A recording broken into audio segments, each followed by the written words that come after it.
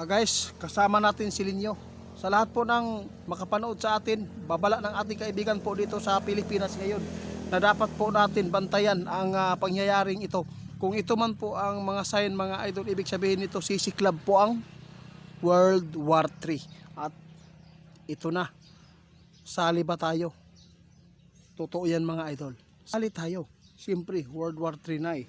Kaya dito po si kaibigan nagbabala na dapat po daw ninyong tandaan kung ano man po yung makikita natin na mangyayari pa dito, kung mayroon po mga hawa-hawa dito mga idol, kung mayroon pong mga bansa na magsuporta sa Iran, posibleng mas lalong manggalaiti sa galit ang USA at ang Israel. Kung mayroon pong sumusuporta dito sa Iran mga idol, posibleng sisiklab po ang World War III. Kaya pakinggan po ninyo mga idol kung unsa po ang tandaan po ninyo ng mga sign. Ito po si kaibigan. Na kaibigan, kailan na po ito nakita ninyong impormasyon na to?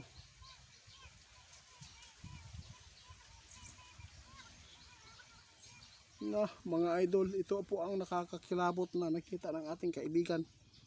Ipinapaabot na po ito ng ating kaibigan. Kung sabi po natin kaibigan noong, kung mayroon pong mga bansa na nagbakbaka, nagdigma, kung mayroon pong mga bansa din na kumampi sa bansa, ibig sabihin nito posibleng sisiklab po ang pangatlong digmaan.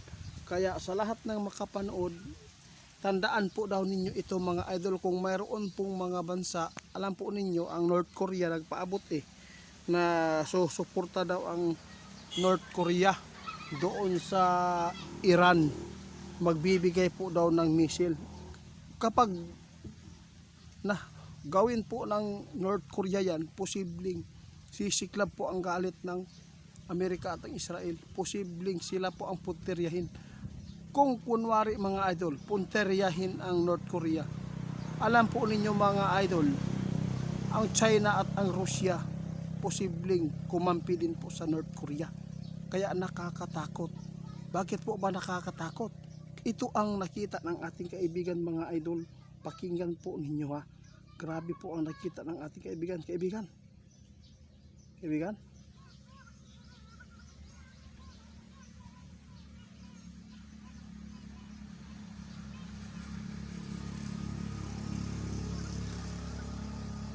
Na sabi ng ating kaibigan, ito po, kapag itong mga bansa na to posibleng magkaroon na ng World War III, kung ito pong mga bansa ito na magkampihan, kung sino po sa kanila ang magsusuporta doon sa Iran, posibleng lalaki po ang kaguluhan.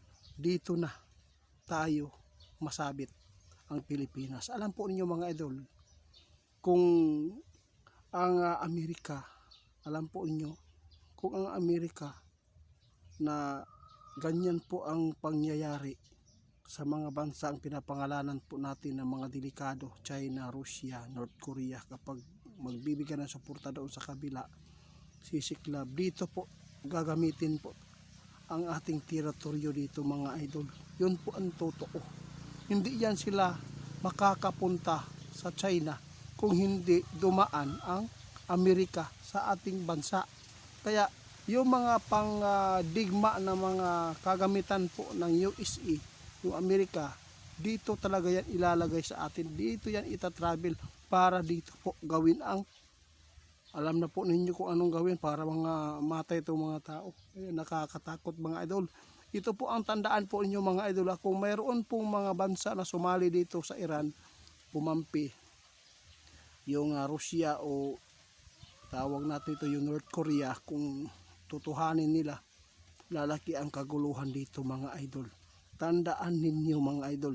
Kaya dapat po ninyong malaman ang nakita ng ating kaibigan. Kaya sinabi po ng ating kaibigan na ang Luzon, posibleng kayo talaga ang mauuna sa pagsalo og missile. Pasaylo lang ko nyo ha.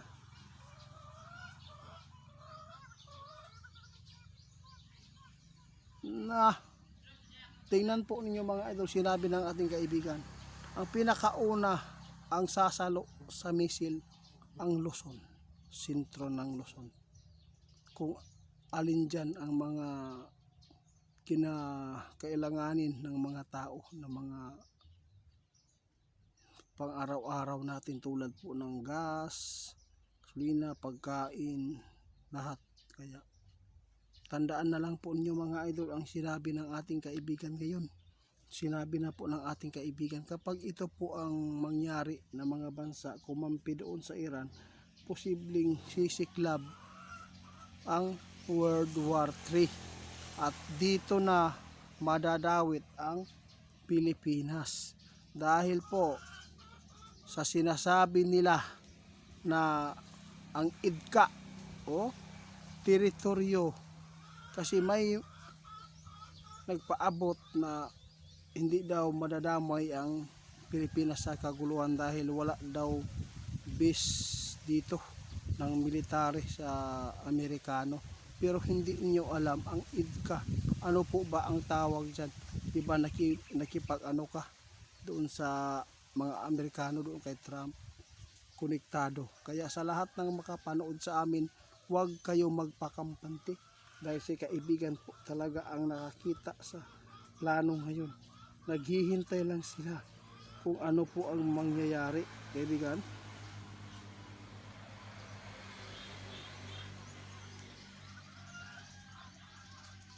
Oo kaibigan, oo. Nilubos-lubos ko na lang pagpapaliwanag kasi lagi po ninyo itong ipinapaabot sa amin na kapag nagkaroon ang USA na kalaban,